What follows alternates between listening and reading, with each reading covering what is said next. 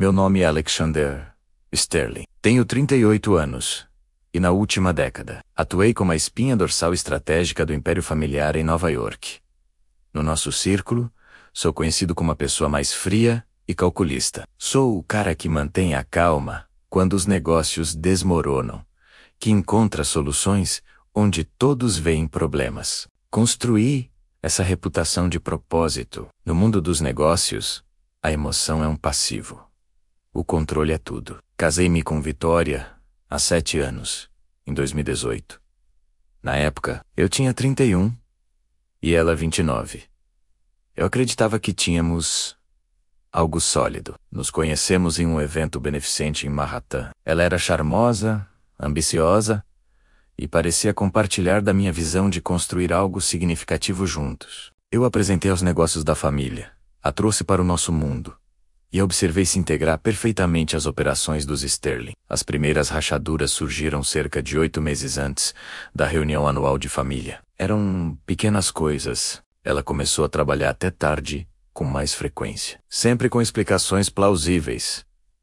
Jantares de negócios que se estendiam, reuniões com clientes que não podiam ser remarcadas. O celular dela se tornou uma fortaleza. A senha foi alterada 2 vezes em 3 meses. Quando eu tocava no ombro dela enquanto ela estava digitando, ela se encolhia, como se a tivesse pegado em flagrante. Não sou ciumento, mas sou um observador. Foi isso que me fez bem-sucedido nos negócios. Eu notava padrões, inconsistências, os pequenos detalhes que não se encaixam. Então comecei a prestar atenção, realmente prestar atenção. Se você gosta de histórias de vingança calculista e reviravoltas na trama, curta este vídeo e se inscreva no canal, agora. Há novas histórias não lançadas aqui todos os dias, cada uma mais intensa que a anterior. A reunião de família estava agendada para o final de setembro de 2024, em nossa propriedade, em Long Island. 40 e poucos membros da família, associados de negócios, a multidão habitual com quem nos reuníamos há 15 anos. Eu estava ansioso por isso, como se estivesse esperando por um tratamento dentário. Mas era uma tradição. A família Sterling se orgulhava de sua tradição. O que eu não esperava era que minha esposa usasse essa tradição como palco para sua traição. Estávamos no salão principal, as bebidas fluindo, as conversas agitadas sobre lucros trimestrais e a temporada de beisebol. Meu primo Julian Reis estava lá, 34 anos, e sempre se portando como se merecesse mais do que havia conquistado. Nunca fomos particularmente próximos. Ele trabalhava perifericamente nos negócios da família, cuidando de contas menores, nada substancial. Ele tinha carisma, mas lhe faltava perseverança. O tipo de cara que fala mais do que faz. Vitória se levantou durante o jantar. Ela bateu na taça com um garfo. E a sala silenciou. Imaginei que ela ia brindar a alguém, talvez anunciar alguma iniciativa de caridade em que ela estivesse trabalhando. Em vez disso, ela olhou diretamente para mim e disse palavras que eu nunca esquecerei. Tenho um anúncio a fazer, ela disse, com a voz firme, quase orgulhosa. Alexander e eu estamos nos divorciando. Eu tenho me encontrado com Julian nos últimos 6 meses e estamos apaixonados. Eu queria que todos soubessem, antes que os advogados se envolvessem. A sala ficou em silêncio. Não o silêncio educado de antecipação, mas o silêncio chocado e sufocante do escândalo. 40 pares de olhos se voltaram para mim. O garfo do meu tio, Robert, estalou contra seu prato. A mão da minha mãe foi ao peito. Julian ficou ali com um sorriso satisfeito, como se tivesse acabado de vencer algo. O rearre, pelo menos não visivelmente. Por dentro, algo frio e calculado se encaixou. Mas por fora, eu simplesmente assenti. Coloquei minha taça de vinho na mesa e me levantei. Com licença, eu disse. Preciso de um pouco de ar. Saí daquela sala de jantar com todos os olhos me seguindo. E não olhei para trás. Nem para Victoria, nem para Julian, nem para a família cujo respeito eu havia passado anos conquistando. Eu caminhei até a varanda com vista para o Atlântico e fiquei lá, enquanto as ondas quebravam contra as rochas abaixo. Foi então que me permiti sorrir, porque Victoria, havia cometido um erro crucial. Ela achou que eu tinha sido cego para o caso. Ela achou que eu seria pego de surpresa, devastado, despreparado. Ela não tinha ideia de que eu estava me preparando para este momento há meses. 4 meses antes daquela reunião, no final de maio de 2024, notei que Victoria tinha começado a mencionar Julian com mais frequência. Comentários casuais no início, como ele havia compartilhado uma ideia de investimento interessante, como ele a tinha ajudado a revisar alguns contratos, como ele realmente entendia a pressão da dinâmica dos negócios da família. Cada menção era cuidadosamente construída para parecer inocente, mas juntas formavam um padrão. Sou um estrategista por natureza. Nos negócios, você não reage ao primeiro sinal de problema. Você coleta informações. Você constrói um quadro completo antes de fazer seu movimento. Então foi o que eu fiz. Liguei para Jesse Coleman, meu advogado. Trabalhamos juntos há 12 anos, desde que negociei minha primeira grande aquisição. Esse era meticuloso, discreto e caro, valendo cada dólar de seu preço de 500 por hora. Preciso que você revise algo, eu disse a ele, durante um café, em um local no centro da cidade. Meu acordo prenupcial com Victoria. E preciso entender o que acontece com os ativos do negócio em um cenário de divórcio. Jesse não fez perguntas desnecessárias. Ele apenas pegou seu tablet e começou a fazer anotações. Proteção ou preparação? Ele perguntou. Ambos. Eu disse. O acordo prenupcial era sólido.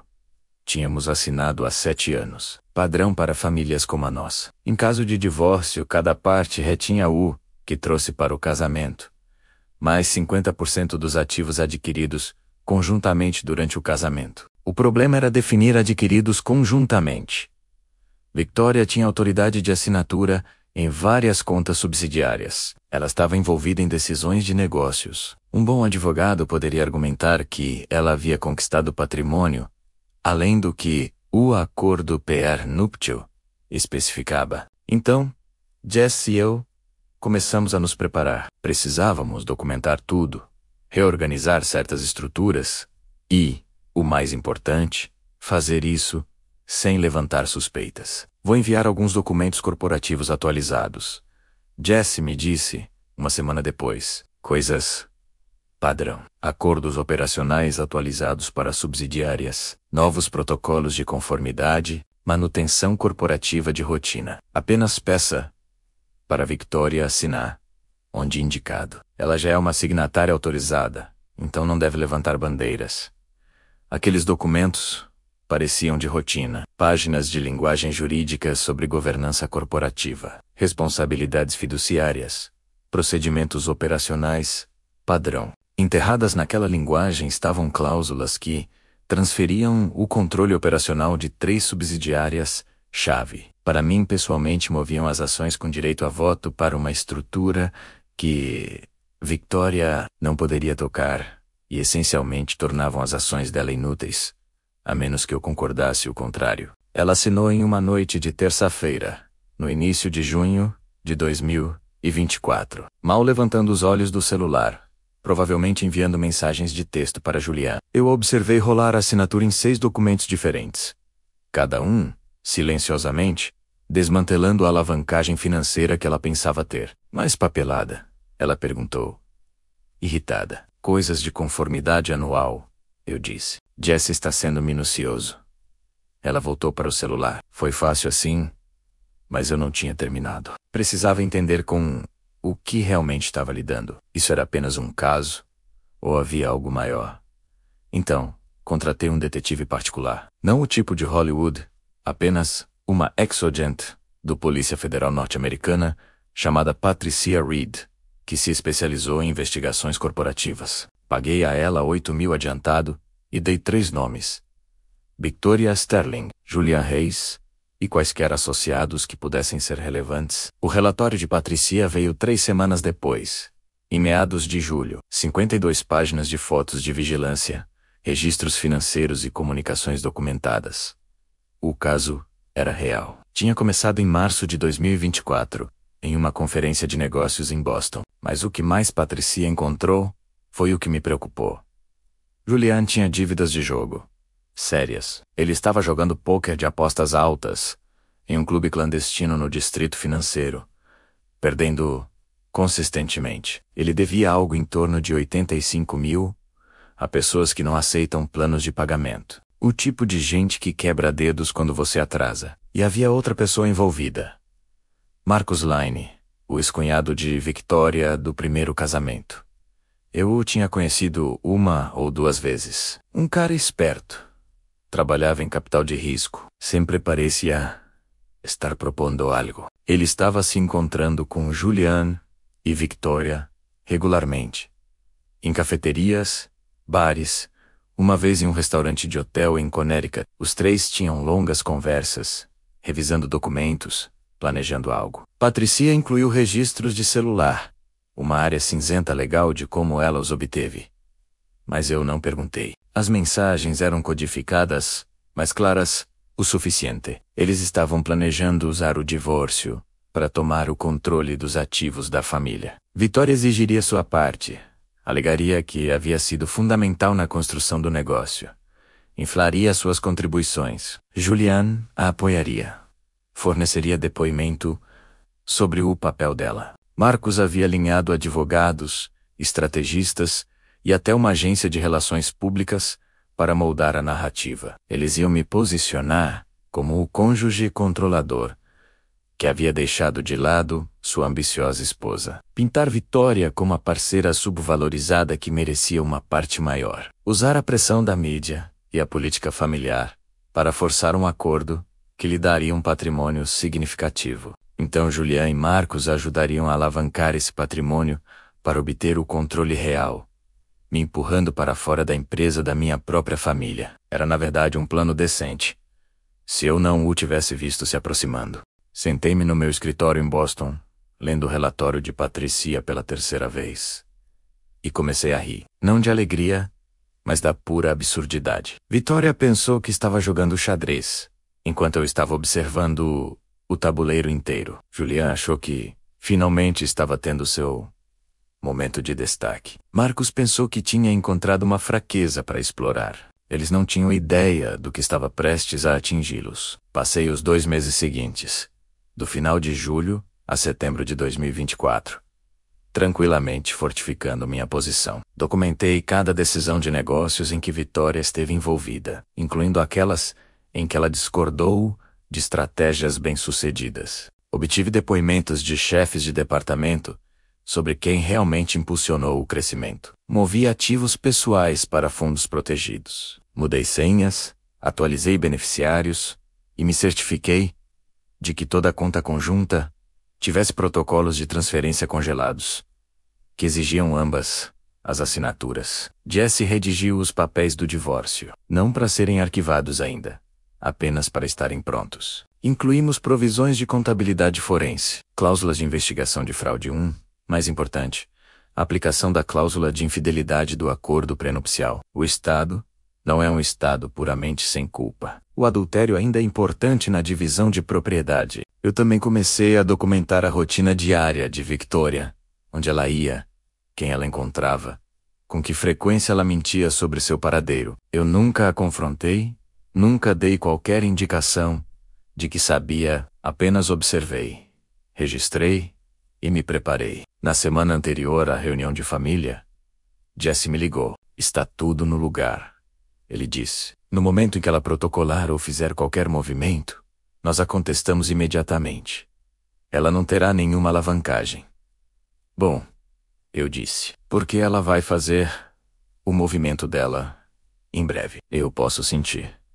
Eu estava certo. Ela apenas o fez mais publicamente do que eu esperava. Na manhã seguinte ao anúncio na reunião, acordei em um quarto de hóspedes na propriedade. Vitória já tinha saído, presumivelmente com Julian. A família estava em caos. Meu telefone tinha 37 chamadas perdidas. As mensagens de texto variavam de apoio a acusações. Minha mãe queria conversar. Meu tio queria uma reunião de estratégia. Todos tinham uma opinião sobre o que eu deveria fazer em seguida. Eu os ignorei a todos. Em vez disso, liguei para Jess. É hora. Eu disse. Protocolar tudo em 2 horas. Os papéis do divórcio foram arquivados. Adultério citado. Aplicação do acordo PR. Núpcial solicitada, divulgação financeira completa exigida. E, o mais importante, congelamento imediato de todas as contas conjuntas e ativos pendentes de investigação. Jesse também incluiu uma moção para uma medida cautelar de emergência, argumentando que Victoria representava um risco de fuga com ativos matrimoniais. O juiz concedeu até o final do dia útil. Cada conta a que Victoria tinha acesso foi congelada. Os cartões de crédito dela, vinculados às nossas contas conjuntas, pararam de funcionar. O carro que ela dirigia, tecnicamente alugado através da empresa, foi reportado como precisando ser devolvido para fins de inventário. O acesso dela ao prédio da empresa exigia minha autorização. Ela me ligou às 7 da noite, furiosa. "O que diabos você fez?" Ela gritou. "Meus cartões não estão funcionando. Não consigo acessar nada. Você pediu o divórcio e agora enfrenta as consequências."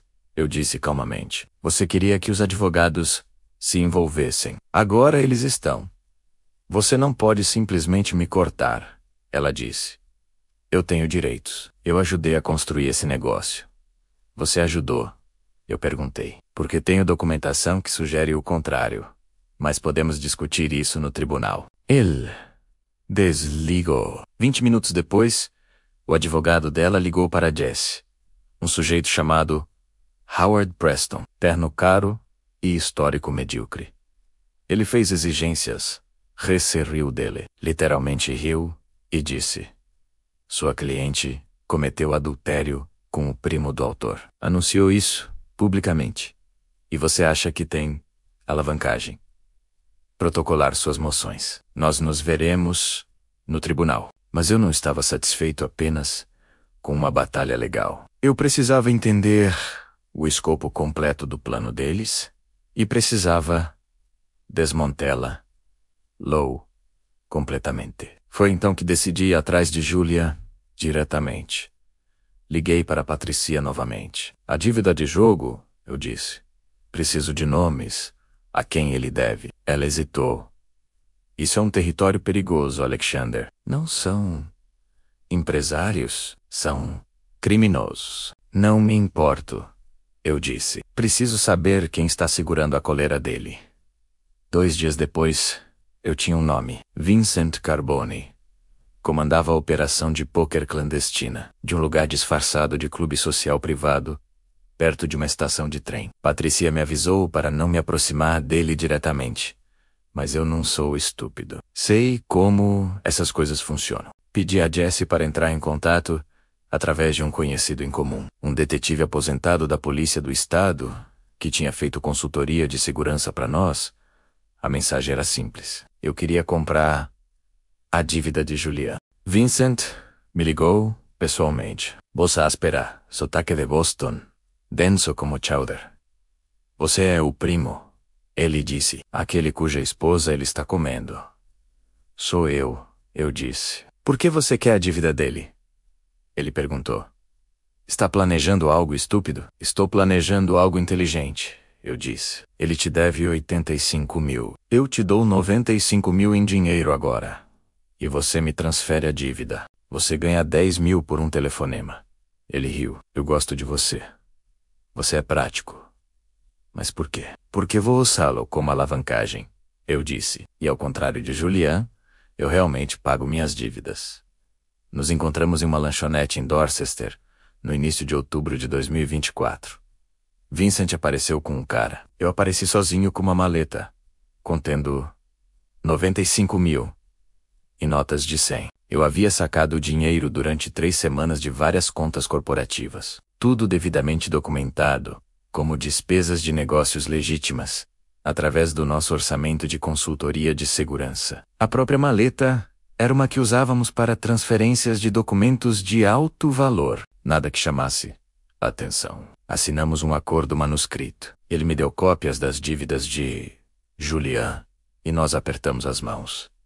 "Seu primo é um idiota, Vincent", disse. "Ficou dobrando a aposta em mãos ruins, sem disciplina." Ele sempre foi assim. Eu disse. Agora, eu era o dono da dívida de Julian.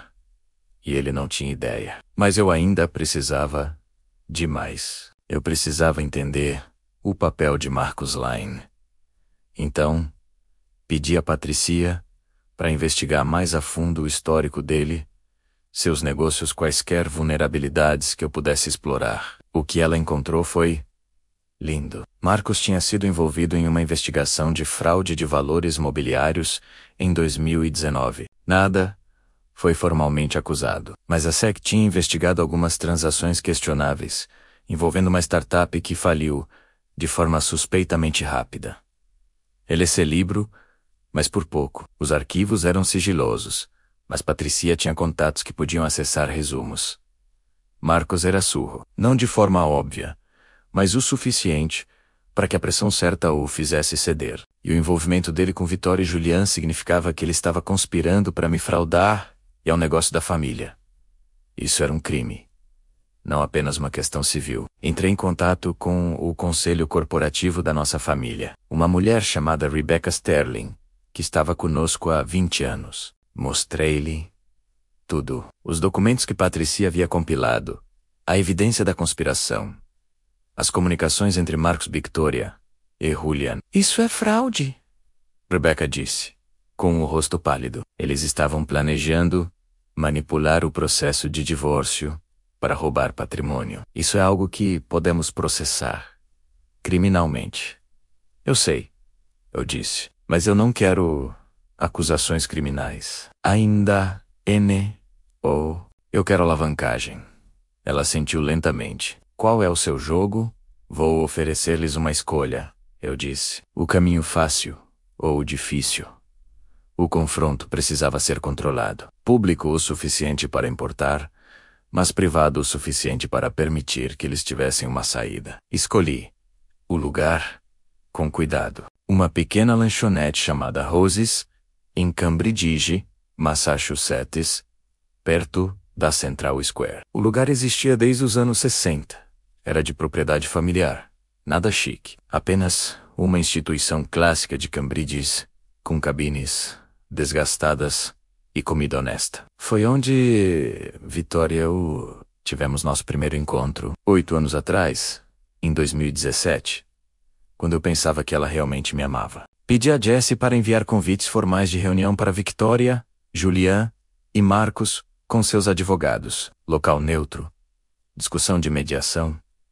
Possibilidades de acordo. Os advogados concordaram imediatamente. Eles pensaram que eu estava pronto para negociar. Era final de outubro de 2024, quando finalmente nos encontramos. Cheguei primeiro, peguei uma cabine de canto, pedi café. Jessie sentou-se ao meu lado com uma pasta de couro, contendo cada peça de evidência que havíamos compilado. Quando Victoria entrou com Julian e Marcos, seguidos por Howard Preston e 2 outros advogados, eu não me levantei. Apenas gesticulei para os assentos à nossa frente.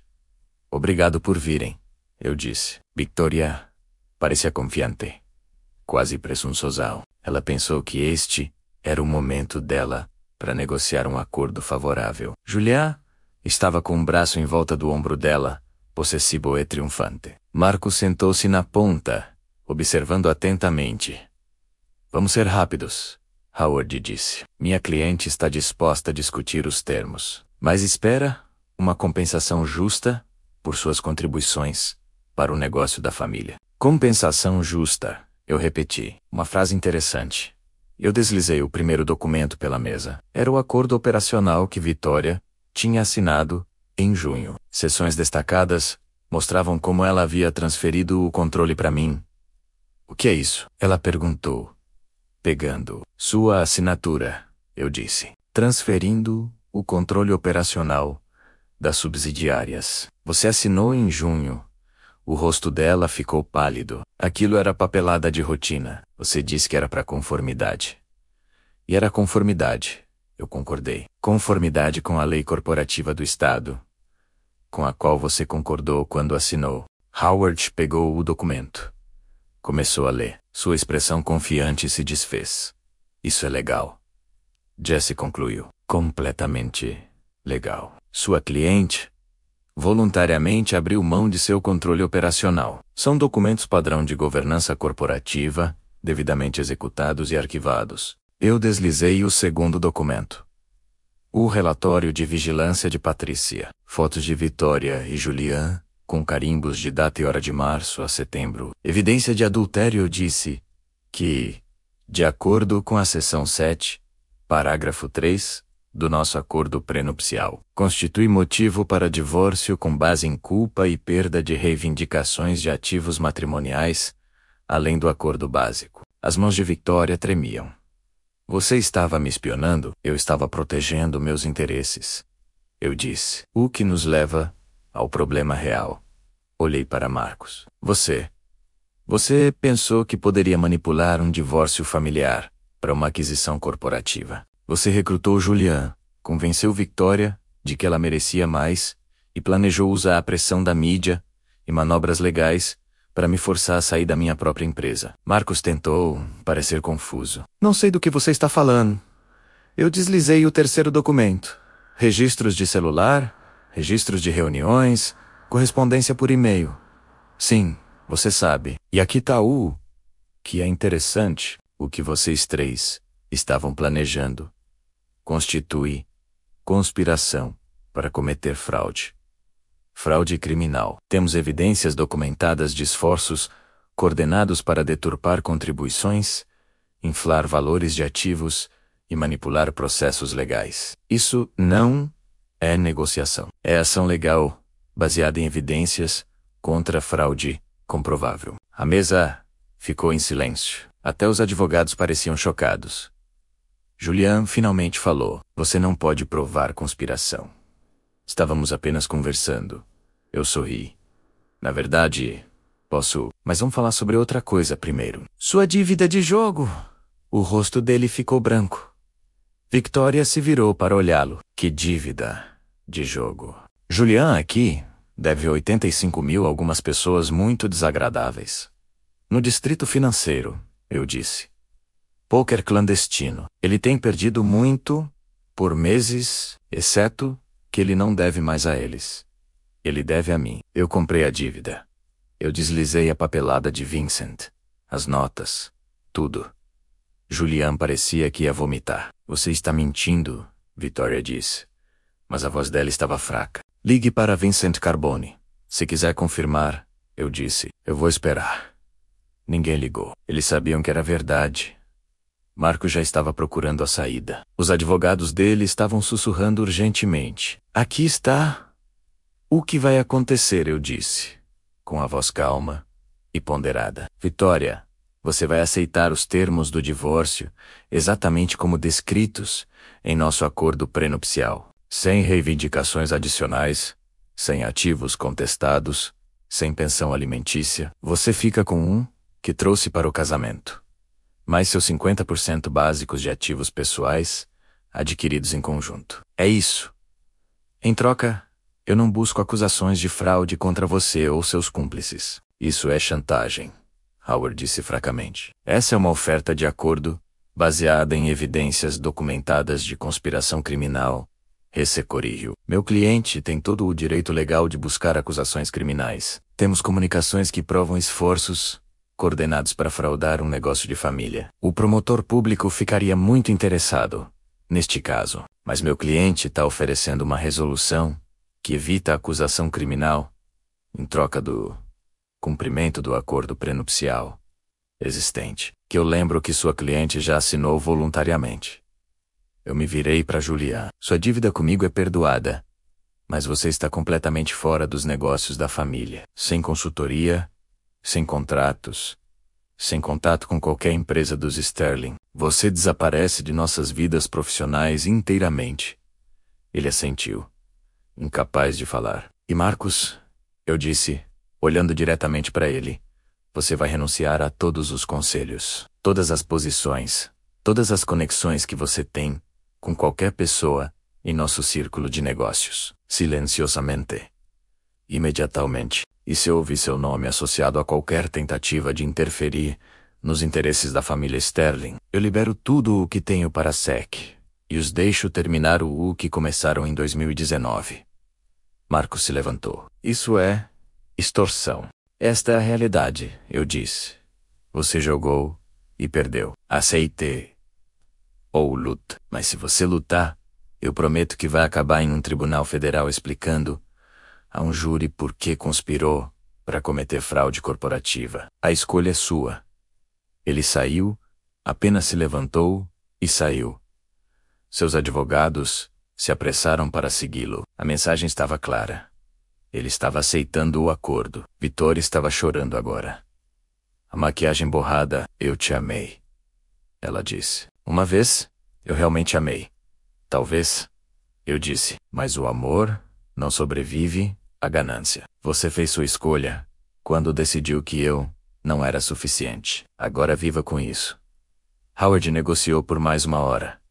Mas foi puro teatro. Todos sabiam que o acordo estava feito. Vitória assinou o acordo de divórcio naquela tarde, sem pensão alimentícia, sem patrimônio, sem reivindicações além do prenupcial. Ela manteve seus ativos pessoais, seu carro, suas joias. Ela recebeu 220 mil, seus 50% de nossas economias e investimentos conjuntos. Ela perdeu todo o resto. Na semana seguinte, no início de novembro de 2024, convoquei uma reunião de emergência do conselho para um negócio da família. Meu tio Robert estava lá, minha mãe. Os outros grandes acionistas, eu apresentei evidência da conspiração, mostrei como Vitória, Julian e Marcos tinham planejado manipular o divórcio em uma tentativa de aquisição. Precisamos de nova liderança, eu disse. Liderança que priorize o legado da família acima da ambição pessoal. Propus uma auditoria completa de todas as subsidiárias, protocolos de governança atualizados e uma equipe executiva reestruturada. Eles votaram por unanimidade para me nomear CEO. Meu tio, que ocupava o cargo há 15 anos, se afastou graciosamente. Você mereceu, Alexander, ele disse. Você protegeu a família.